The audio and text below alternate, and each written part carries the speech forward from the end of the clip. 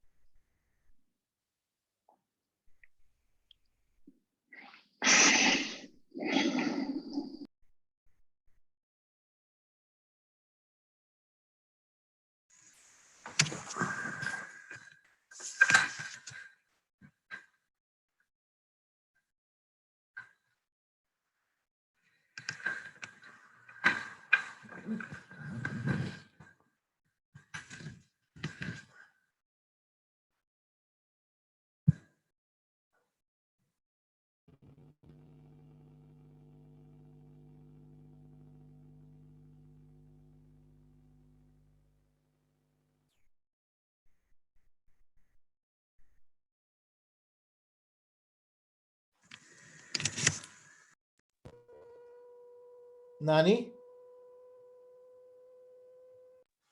Nanni? Bob, can you hear me? Yeah, can you hear me now? Yeah, yeah. And you? Okay. Yeah, I can hear you. There was something wrong on my end.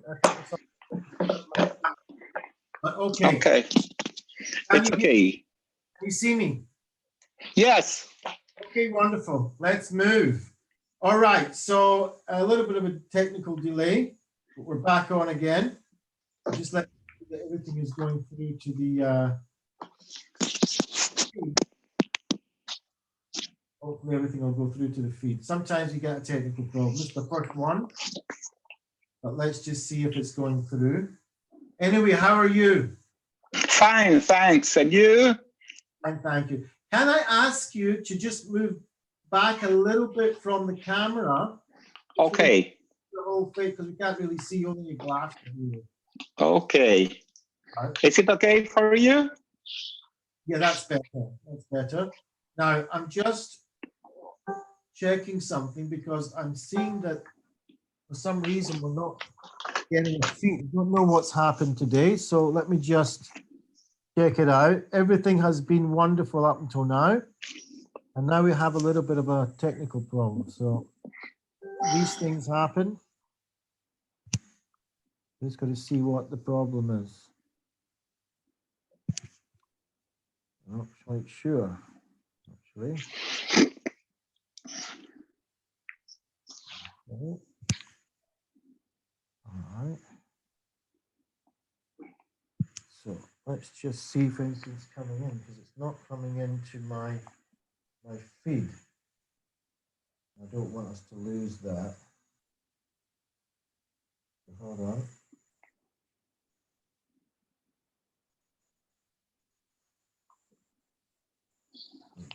Goodness, what's happening here? Bear with me a minute. Okay. I think we're back on again. Just let me just see. I think we're back on again. Okay, everybody, if you can hear and sound and sight, just give us a thumbs up or something in the comments because we've had a little technical error, but we'll make up for that. Don't worry. Just want to make sure that you're getting the feed. Okay. So just give us 1 minute, just because there's a bit of delay between our talking and it going through to Facebook. Yeah. Well, just let's give it a minute just so we can see that there's actually a feed going. It should be okay. But now what will happen is I'll just explain to you at the time. We are live, so people will hear us. But I'm going to just, welcome you to the show. And then I'm going to ask you to say a few words of introduction yourself. It's very informal. Yeah. The idea really is that we bring some of your wisdom and some of your knowledge to help the people that are watching. Okay. There's something special about you, apart from the fact that you're an amazing personality, of course. And but what's really special is that you are in Italy, right? Yeah. I think that is really significant at this time, just to tell us what's going, on with you guys over there. So it looks like we're on board and we're ready. So, and 1 second, I'm going to start, and then we'll get moving from there. Is that okay with you, Nanni? Okay, everything is fine right now. One other thing I want to tell you is I only see you when you make a noise or talk. So if you do silent nods, I won't actually know that you're doing that. So if you want to Okay, talk, you have to actually speak. All right, okay, perfect. and here we go. So hello everybody and good evening and welcome to the virtual conference live talks with myself, Dov Ben Yaakov Kurtzman. And once again, without fail, we have a magnificent guest on the show tonight. And there's a number of special things about this man. First of all, from a personality point of view, he is amazing, friendly, joyful, just a pleasure to be around. We met in person 3 years ago in Spain, and it's never gone. And we actually met before that, I think, in Edinburgh, and then we Yeah, met in Spain. So for about 4 years now, we've known each other and met each other a couple of times, and it has stuck with me. So that's the kind of personality I'm talking about. And his academic knowledge and wisdom, I'm going to let him introduce himself because I couldn't do him justice just to let us know exactly what he's all about, what his career is all about. I know that he is well up in the ranks in the ACBS community and an amazing act, researcher, therapist, whatever you want to call it, within all that community. But there's not just these kind of people watching us tonight. There's from all over. There's general public, there's professionals, the therapists, something for everybody tonight. And what brings everything in common tonight is the fact that we're all going through this crisis together in the world. But this brings me to the third thing that's very special about Nanni, and that is that he is Italian and he is in Italy at the moment, which is quite an epicenter of everything that's going on here. So we actually look to Italy to find out what might be happening to us in the rest of the world. So without further ado, this is not about me, this is about Nanni and what he can give over to all of us watching. Just before I introduce him, I'm going to say again to everybody watching on Facebook Live, if you want to ask him anything, you put it in the comments. If you want to comment anything, you put it in the comments. Please share this right now. Like it, lots of hearts and like signs, and do a watch party with the groups that you're in, and let's share this because there's things of value that are going to happen tonight. It's worthwhile tuning in.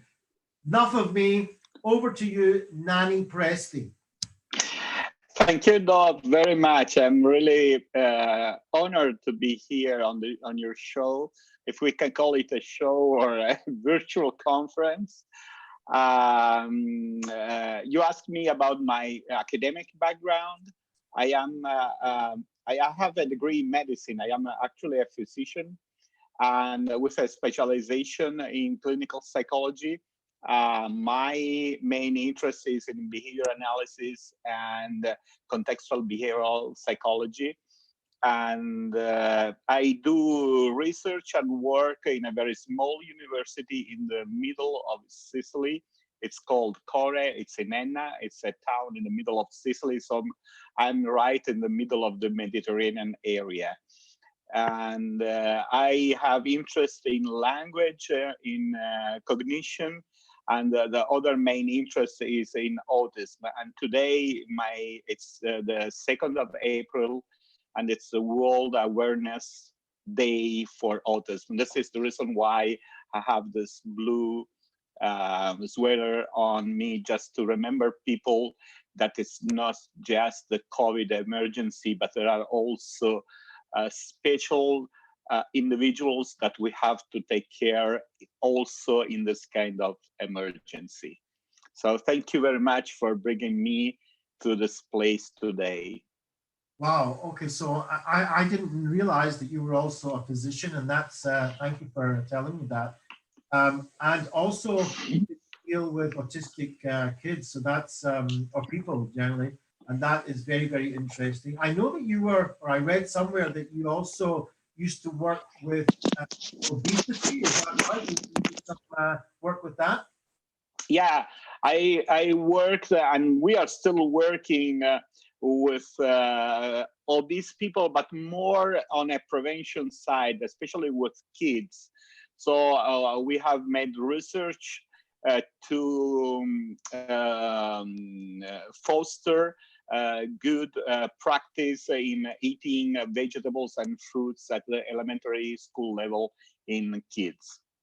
Right. So wow. So that's interesting. And what is your connection, just in 1 minute, basically, before we get into the what we're actually here for, with the acceptance and commitment therapy? Well, it's a long history going back to the mid 80s when I was very, very young. I met a lot of behavior analysts during my studies. And I have a good friendship with Stephen Hayes, who is the founder and main researcher in acceptance and commitment therapy. And I have always studied psychotherapy. And from that moment on, I have deepened into ACT, relational friends theory. I was doing research in equivalence classes when I was a young student and during my years of specialization school. So this is my history and background, and this is why I have also been honored to be the president of ICBS. Wonderful. Okay, so thank you very much for that. We're going to, this is an informal conversation. That was the formalities. It was it was Yes. really important. Let's move that over. And I want to tell you that there's a few people coming in now. So there's Naftali coming in. There's Amy Murrell. You know Amy Murrell? Yes, of course. She was on the board with me during my presidencies and earlier during my work on the board. It's a good friend of mine. And hello, Amy. All right, wonderful. So she's on, Anna's on, and there's a few other people that are coming on now. And so again, I say to them, share this, like it, comment, any questions while Nanni's talking, then write them in and I'll get them over to you. Okay, Nanni, let's get real. You're in Italy. Yeah. One of the epicenters of this horrible crisis that we're going through in the world. First of all, let me ask you, how are you right this moment? What's going on in your life right now? Well, the situation in Italy is almost well known all over the world. Italy is divided in two parts. There are a very, very bad situation on the northern part of Italy, in the area around Milan, which is one of the main cities that is well known all over the world. I am actually in Sicily. I'm right now in Sicily. So it's a relatively calm area, but in my area, for example, numbers are increasing. Catania, for example, it's the highest, it's the town, Catania is 18 kilometers from me right now, and it's the town where there is the highest number of positive diagnosed people in Sicily. So we are a relatively calm area compared to the numbers of northern Italy, but still we are not safe, and there is obviously danger of being in contact with the virus. And how do you personally at the moment, being in Italy as well, which must be quite frightening, I would imagine. It's frightening, I know, outside of Italy, but certainly in Italy. Even though you're in the south, how do you personally manage this situation? Well, it's not an easy situation, Dov, to tell the truth, because all of us, it's not about me, but also about the people that I know and the people that are living in other parts of Italy. And maybe I'll tell you later about my experience with doctors of a main hospital in Milan that we are trying to assist remotely. But it's a very awkward experience, something that you have never been inside. I mean, I have been trained in medicine, so we know about emergencies, we know about things that frighten people, but this is such an invisible danger, and that all things that you know are, you are placed in a territory of absolute uncertainty, where you fear and you're afraid that your beloved one could get infected and could probably die. Actually, and now I am in my parents' home. My parents are very old, and so the person that was looking after her couldn't come in this situation. So I went back home and I'm staying with my parents. So I have this kind of feeling that there is a danger outside. And my cousin, for example, in northern Italy, have been infected and quarantined at home. Luckily, they have overcome the infection, but everyone that I speak with has at least one relative or one friend who is ill or has died. So there is this sense of danger and of contamination from a very invisible enemy that we are facing. I'm going to take advantage, I didn't plan this, but I'm going to take advantage of the fact that you also have a medical background, you're a physician as well as a behavioral scientist. But I'm going to ask you this because I hear it all the time, and that is what people have been dying before, there's been infections before, there's been viruses before, it's not something new to the human race. Thousands and thousands of people die every year from influenza. Maybe you could give an insight into what is so, apart from the fact that this is a new virus, what is it that's so special about this virus that we had to quarantine ourselves around the world, shutting down everything? I mean, Italy, as an example, but there's other countries, has never seen such a shutdown in the history of Italy.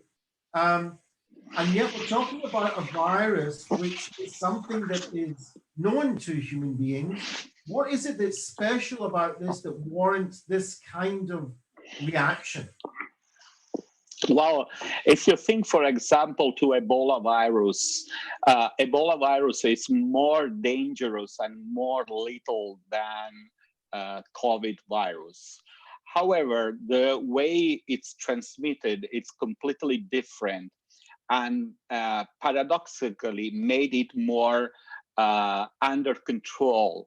In the ACBS community, for example, there have been people who have worked in that area to change the specific behavior that were linked to the transmission. So for people that don't know how the Ebola virus is transmitted, it is transmitted from the dead body to the living body. And the reason why it was transmitted in that area in Africa, it's because their religious practices were related to taking care of the body for 1 week, kissing the body, and so there was this kind of danger. So once a person was infected, all the village got the virus. So that virus was dangerous and more problematic than COVID, but changing the behavior of the people stopped the infection.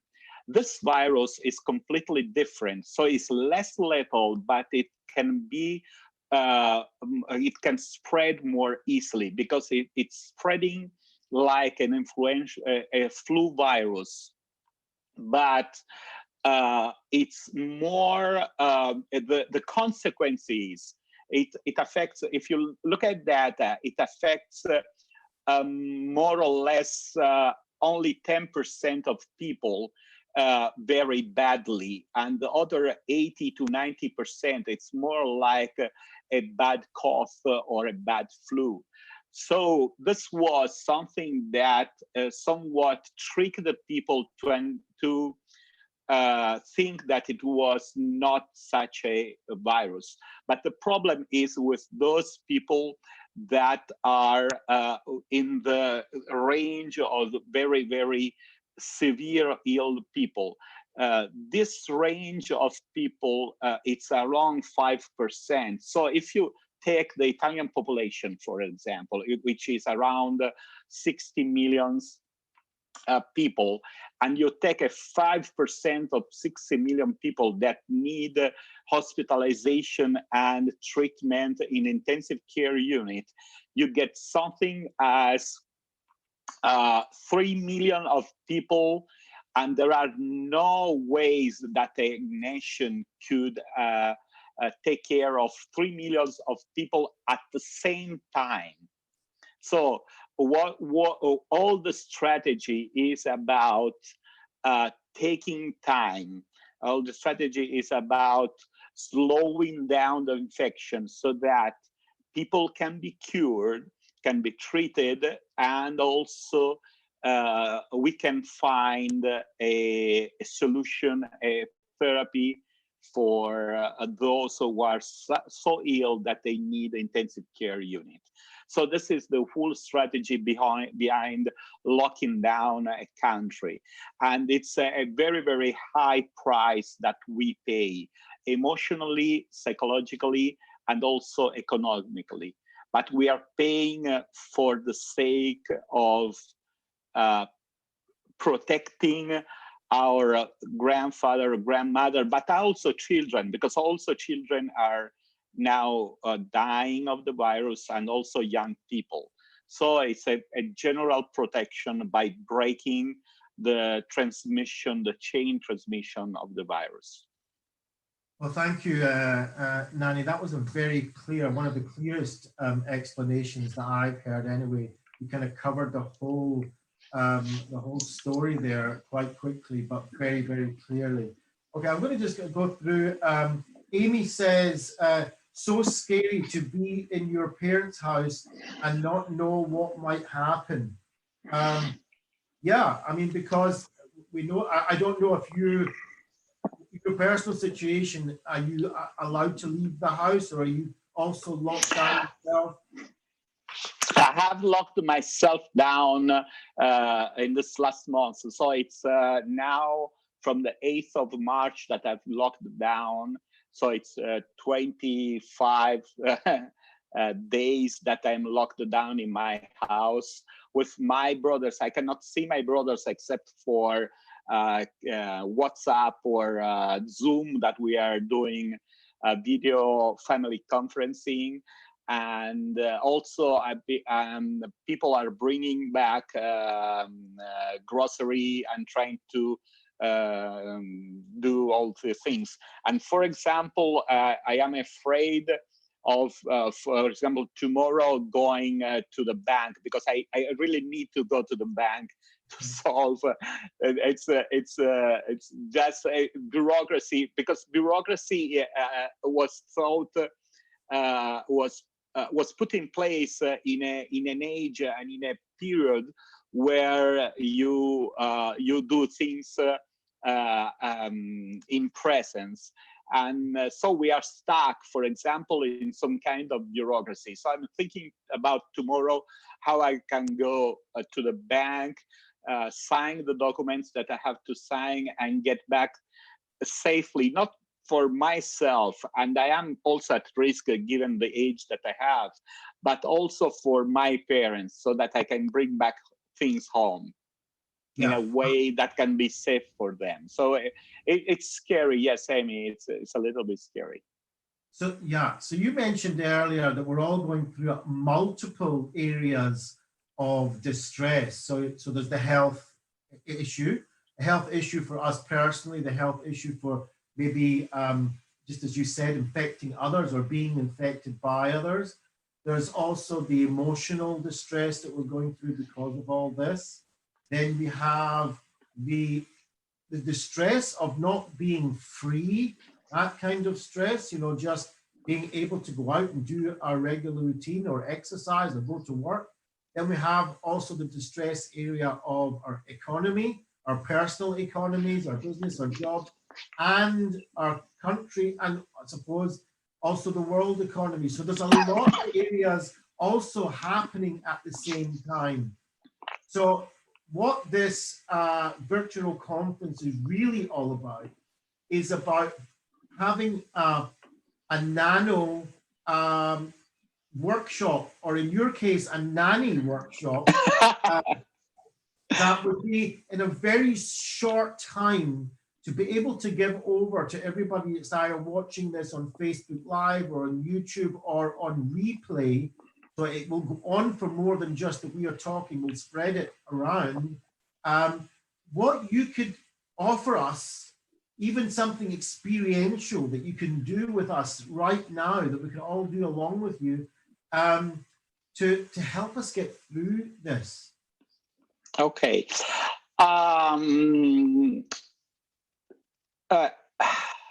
It's really challenging what you're asking me right now. I'll let you know what I am doing and what I can offer to people that are watching this video. First of all, get in touch with your sadness and your anxiety. You will experience, from my point of view, and I'm talking from people who have been touched by this experience before any other, at least in the Western world, in a way we can freely communicate, because we couldn't hear the voices from China. But if you can hear my voice, there is a lot of anxiety, but there is a lot of sadness in this experience. One sadness comes from the fact that people cannot touch each other, and you know how touchy and warm are Italian people. Yeah. And so there is a lack of comfort in the way you know it. You cannot go back home and be cuddled or be embraced by your dear people. The other thing that is very sad in the situation in Italy is, for example, that funerals are prohibited. So you cannot say hello to your dearest person that has died. And sometimes it's also the other way around. There is no way of saying hello each other. And so there is also this pain in our heart right now. And we are living that pain in first person, not only because someone close by is touched, but because also our friends are touched by this situation. So I would bring you in that place where there is still hope, because you can bring your sorrow with you. One thing that acceptance and commitment taught me is about bringing your pain with you, bringing your emotions with you, bringing your anxiety with you. You are rich in that emotion, in that anxiety. You are. There is something that anxiety tells you, and that sadness tells you about the people you love, the things that you care about, the things that you value in your life. So if we can touch, I think of it as something like a very muddy pot, something that it's really you don't like to touch, but it's hot, that burns you, and you don't like to touch. But in that part, if you are able to get inside that part, there is a lot to be happy with. There are emotions to be happy with. There are things that enrich you in your life. And so what I'm trying to cultivate right now is this. I do a lot of things. I get in touch with people. I get in touch with you. I know that it's not easy to speak in this way because there are people that are watching me or will watch me later, but that I don't have the possibility to relate in real time. But I know that I can relate them because you are talking about them, the people that are online right now. And I know that something can pass there. And I know that we have a choice. We can choose what we want to be at any time, at any moment. Even in the worst situation, the real freedom that you have is that you can choose what you want to be. The virus can tell you everything.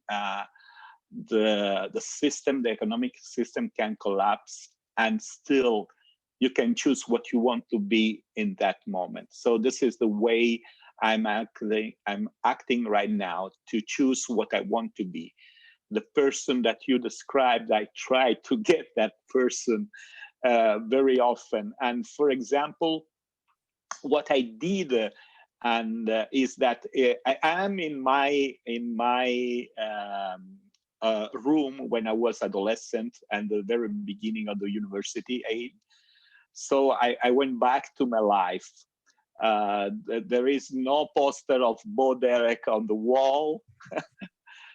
And but still there is there. So what I did was to get in touch with those particular emotions that were my past, and I couldn't imagine being here in the future.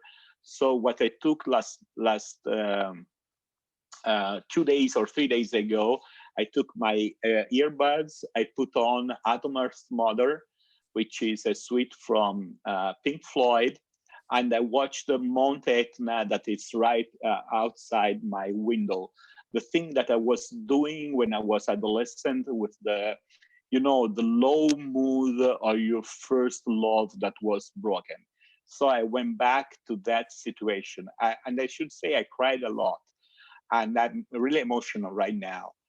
But these things are important to me. You can get back to the things that are important. And from that perspective, try to live in the world right as it is right now.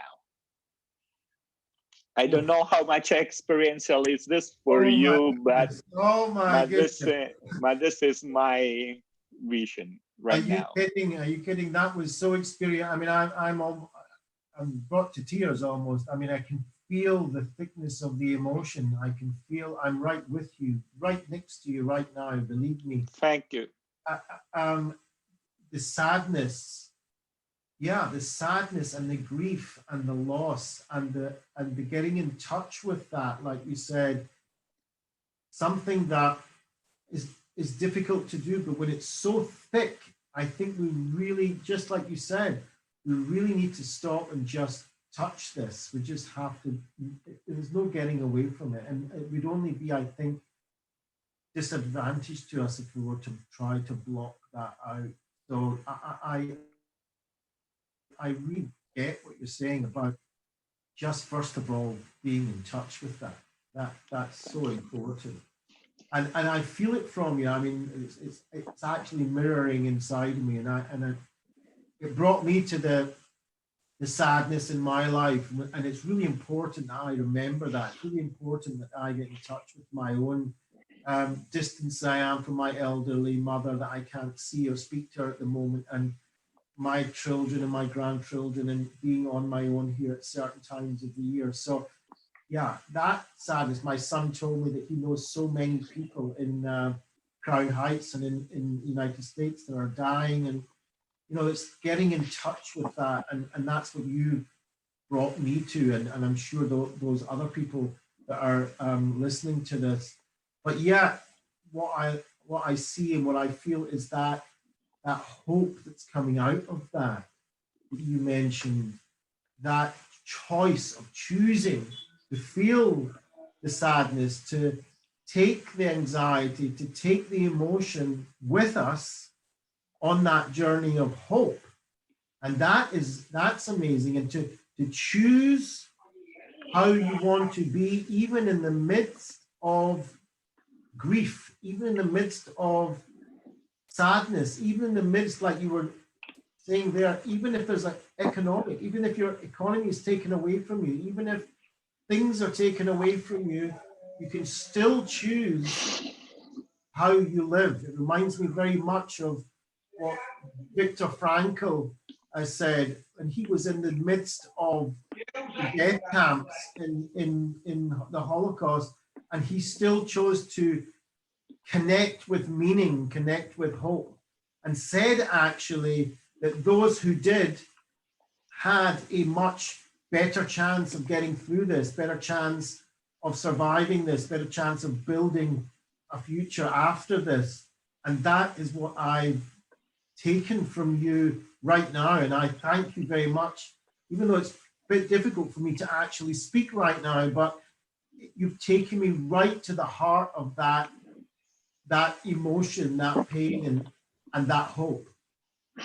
Thank you, Dov. I was just thinking about Viktor Frankl. I have mentioned him. I mentioned him many times during this month of staying at home in quarantine, and I was just thinking of his lesson of being able to choose to stay in the worst place in the world where you can do only one thing, staying with people that are, and staying with them purposely to accompany those people to death. Yeah. And he chose it purposely, and he felt free. So what we can do is to choose purposely, to give a meaning to every bits and pieces of our actions. And this is really refreshing. To choose purposefully.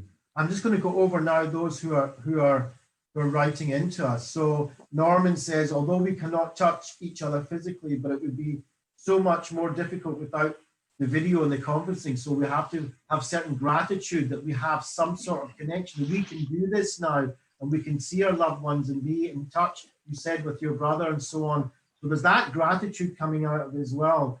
Amy Murrell says, yes, we can choose every moment what we want to be.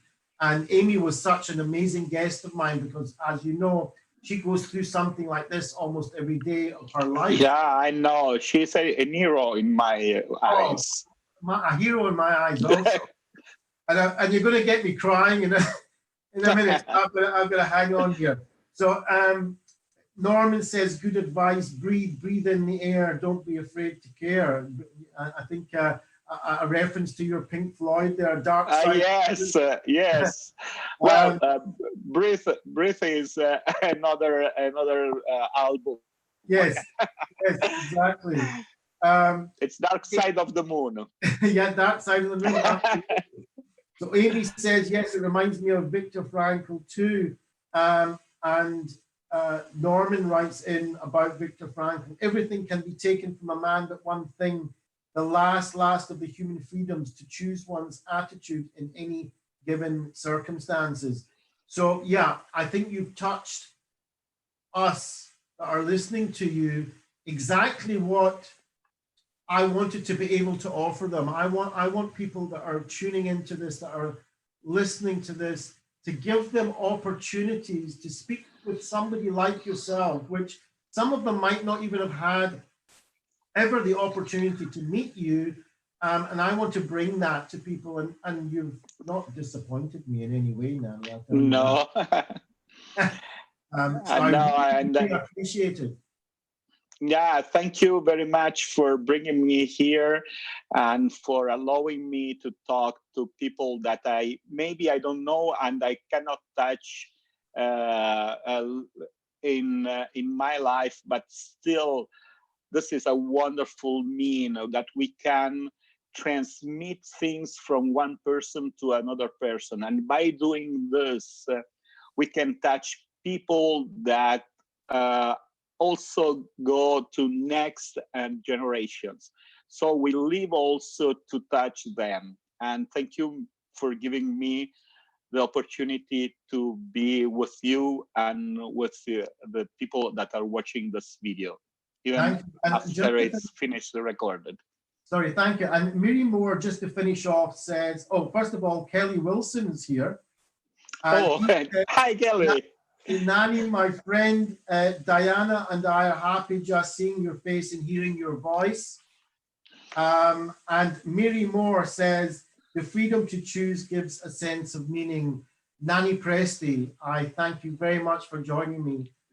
Take care, be safe, and be healthy. Thank you very much. See you soon outside this bad storm. See you soon. I want to hug you very, very soon, Dolph. Thank you very much, Nanni. Take care. Bye-bye. Bye.